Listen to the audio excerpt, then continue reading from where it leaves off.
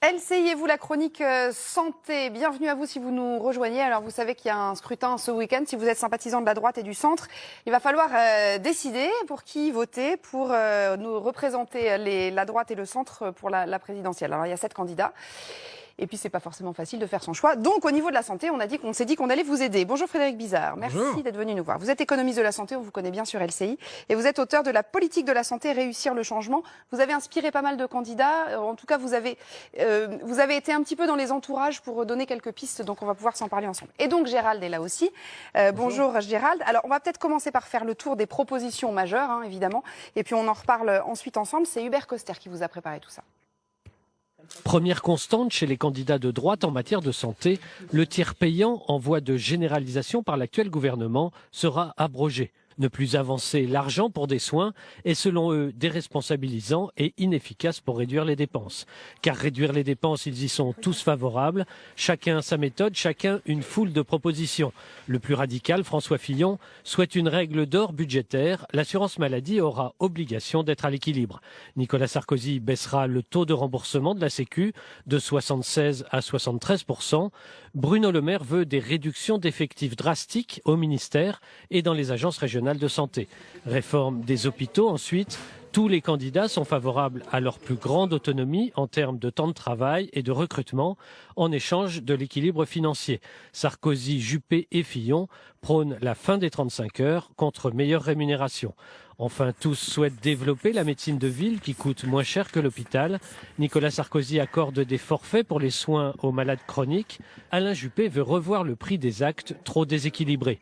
Dernier point qui fait aussi l'unanimité des 7 candidats, l'AME, l'aide médicale d'État, qui permet aux sans-papiers de se soigner, sera supprimée. Alors, on va détailler tout ça dans une seconde. D'abord, Gérald, pour faire le point, les Français estiment que ces thèmes-là, le thème de la santé, est un thème qui est assez oublié dans la campagne. Oui, c'est un thème qui est oublié et c'est un thème qu'il voudrait être prioritaire. Quand on regarde les 5 thèmes sur le dernier sondage Odexa et les 5 thèmes qui sont prioritaires, eh bien, il y a évidemment le chômage, évidemment l'immigration, mais il y a aussi la santé qui est un de ces thèmes prioritaires pour les 3/4 des Français, pour 76% des Français. La santé, c'est un des thèmes, c'est le 4e thème, avant l'éducation, avant l'immigration clandestine, et pourtant c'est un peu le parent pauvre de tous les programmes. C'est vrai, quand on a regardé le débat sur ces primaires, la santé est complètement oubliée. Ce qui est intéressant, c'est que pour 80% des Français aussi, et ça c'est un record en Europe, ils sont inquiets pour leur système de santé. Ils sont inquiets avant les Anglais, avant les Allemands, en se disant notre système de santé est en train de se dégrader. Donc on a à la fois les professionnels de santé, on voit les infirmières qui étaient dans la rue encore il y a une dizaine de jours, les médecins qui disent attention, notre système se dégrade. C'est-à-dire que nous, on est au cœur du système, que ce soit en médecine libérale ou en médecine hospitalière, en disant ça se dégrade. Et maintenant, les Français sont en train de prendre conscience que ça se dégrade également pour 80% d'entre eux. Mais bonne nouvelle, et ça, c'est un message aux candidats de droite comme de gauche, de droite, là, pour ce week-end. Mais le message, c'est qu'un Français sur 2 serait prêt à voter pour un président de la République qui prendrait à bras-le-corps ce problème de la santé, c'est-à-dire qui ferait des propositions intéressantes. Donc ça, pour un Français sur 2, c'est un thème prioritaire. Et pourtant, ça reste un peu relégué, j'allais dire, au fond des programmes électoraux. A priori, on devrait l'aborder ce soir. Frédéric Bizard, vous qui avez donc inspiré un certain nombre de candidats, vous avez le sentiment qu'il y a au moins la prise de conscience que c'est un système à réformer, de toute façon ? Pas suffisante, c'est-à-dire que ce qui vient d'être dit est important, c'est-à-dire qu'on arrive, après 70 ans d'un modèle, à un changement de monde et à une adaptation absolument indispensable du modèle. C'est pas que notre modèle est devenu mauvais, c'est qu'il est inadapté au nouveau monde, avec l'effet vieillissement, les révolutions technologiques, les changements épidémiologiques, on est passé à des maladies chroniques. On peut pas avoir la même organisation de soins, pas le même financement, pas la même gouvernance dans ce nouveau monde. Bon. Donc il y a un manque de prise de conscience. Pourquoi ? Parce que d'abord, les politiques connaissent très mal le système de santé, comme ils connaissent mal le système éducatif, parce qu'on avait la chance d'être sur un système qui fonctionnait extrêmement bien depuis 70 ans. Donc, il y a un début de prise de conscience. Ils voient bien que ça ne fonctionne pas, parce qu'ils sont harcelés par les professionnels de santé qui leur disent, qui leur crient des au secours en permanence. Bon. Donc, on a une réponse, même si on a essayé de leur donner une vision, on a des réponses qui sont très, allez, si je suis un peu dur, électoraliste, c'est-à-dire qu'on essaie de répondre à des demandes. Alors justement, on va être très concret, justement pour les gens qui nous regarde, puisqu'on vous a promis qu'on vous aiderait à choisir. Donc on va pas pouvoir balayer tout évidemment, mais sur quoi on peut déjà, de quoi on peut déjà parler On peut parler des deux mesures, j'allais dire des deux mesurettes ou des deux mesures électoralistes. C'est le tiers payant généralisé. On voit bien qu'ils sont tous d'accord, les candidats de la droite, pour dire il faut supprimer le tiers payant généralisé. Rappelez en 2 mots ce que c'est le tiers payant. Le tiers payant généralisé, c'est le tiers payant. Vous savez, il y a la sécurité sociale qui prend une part du remboursement et l'autre part, c'est la partie complémentaire par la mutuelle. Le tiers payant, c'est ce ticket modérateur qui est théoriquement à la charge du patient, qui va être pris en charge par la mutuelle complémentaire. Et donc, soit il est généralisé, soit il est partiel. Mais globalement, actuellement, c'est plutôt une unanimité sur les candidats de droite de dire il faut supprimer ce tiers payant. L'idée, ce tiers payant généralisé, l'idée, c'est de responsabiliser les patients. C'est-à-dire qu'il y a encore cette avance de frais, qu'il y a encore cette relation d'argent entre le patient et le praticien. D'ailleurs, c'est une demande de tous les praticiens, de tous les professionnels de santé. Donc ça, ils sont tous d'accord. Mais on peut dire quand même que c'est une mesurette parce que c'est pas une réforme de fond, c'est plutôt quelque chose un peu clientéliste ou électoraliste pour l'électorat parler dans le débat public, quoi, de médecine libérale. La deuxième mesure, et où j'allais dire c'est un peu le marronnier, c'est les déserts médicaux. On parle des déserts médicaux, il n'y a plus de médecins, etc. Mais on voit bien que là aussi, bon, il y a quelques mesures incitatives, renforcer les aides aux médecins en zone désertée, la hausse des salaires des médecins en zone désertée également, revoir les formations, renforcer les moyens pour les médecins en zone désertée. Donc globalement, c'est d'aller inciter. Ce qui est la grosse différence avec certaines propositions actuellement de l'autre côté de l'échiquier politique, qui sont plutôt pour être coercitif, pour aller obliger les médecins à s'installer. Et ça, c'est quand même important parce que même si c'est clientéliste là aussi pour les professionnels de santé, moi je ne crois pas du tout en tant que professionnel à forcer les gens à aller s'installer. Parce que si on force les gens à aller s'installer, ils vont y aller à contre-cœur et ils vont faire de la mauvaise médecine. Donc voilà,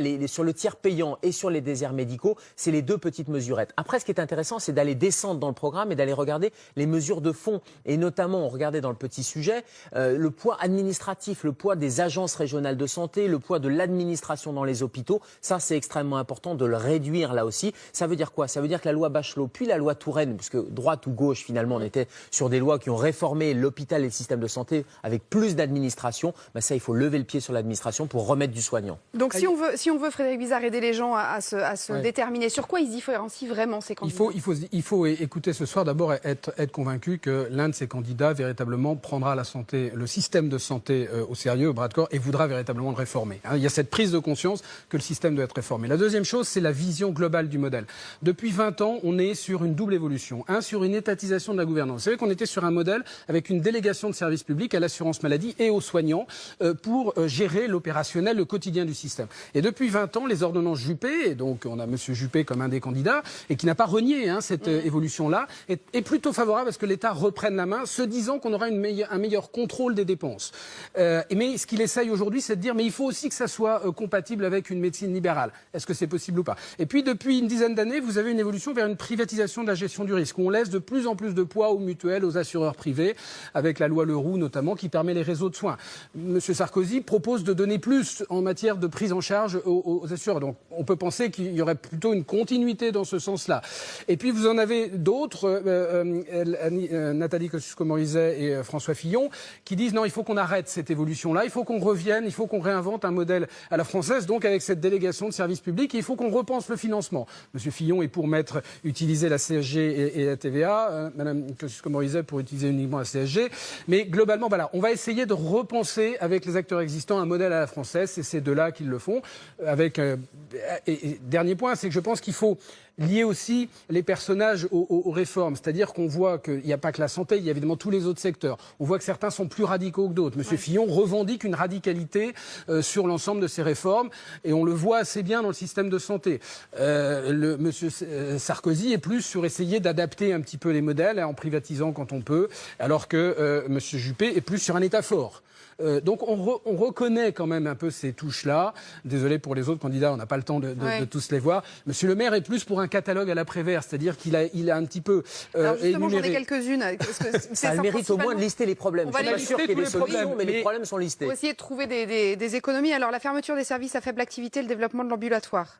dans l'hôpital public. Alors, des services à faible activité, c'est clair qu'il faut fermer certains services à faible activité, mais il ne faut pas créer non plus des mastodontes, des usines à bébés ou des usines à malades. Donc, il y a probablement une taille critique. Donc, le problème, il est pointé. Après, d'aller proposer et d'aller dire, j'allais dire, la tarte à la crème de l'ambulatoire en disant il faut faire le virage à l'ambulatoire. On voit bien que c'est le mot de la ministre aussi Touraine, donc gouvernement de gauche, qui dit on fait le virage ambulatoire. Le problème, c'est qu'on ne peut pas dire aux gens, vous rentrez le matin, on supprime le lit, vous ressortez le soir, alors qu'on n'a pas prévu en médecine libérale avec les collègues infirmières libérales. Pour aller refaire les pansements. Exactement, avec les médecins libéraux. Donc ce virage ambulatoire, il se fait, il faut l'anticiper. Je suis pas sûr que ça fasse des économies tant que ça, parce que finalement, les suppressions de lits d'un côté, il va falloir le réinvestir côté médecine de ville pour recevoir les patients. Et puis l'autre chose, c'est qu'il y a un vieillissement de la population et tout le monde ne peut pas être opéré en chirurgie ambulatoire. Et ça, faut le prendre en compte. Bon, il y a plein d'autres choses, on n'a pas tellement le temps parce qu'il nous reste qu'une seule minute.